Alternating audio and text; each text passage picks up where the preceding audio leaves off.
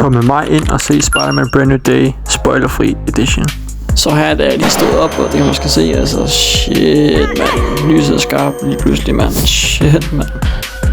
Når jeg så endelig er stået op og får min trøje på her med Spider-Man selvfølgelig, vi skal spille et match til tema af god tommel op, der grille. Så skal jeg selvfølgelig lige se lidt bedre ud, jeg tager det med headskid på her, fordi den er mega fucking nice. Jeg er ikke troende, men jeg så får lige noget at spise, fordi jeg er fucking tyk. Så har jeg så lige noget morgen, hvad det fortæller, for det gik skide dårligt. Så jeg lige noget YouTube, og husk at lave subscribe. Og jeg er simpelthen på vej til bussen, fordi jeg er lidt miste den, og så laver den her mega akavet scene her. Jeg vil lige være skide bukserne, type shit. Hej!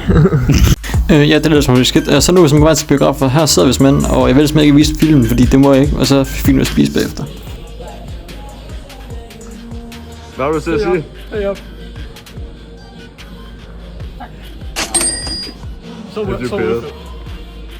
Ja, der er jeg simpelthen på vej hjemme, fordi jeg vil være fucking træt, og ja, pludselig ind her, fordi fuck, det er et mærkeligt område. Og så er det ellers bare i seng.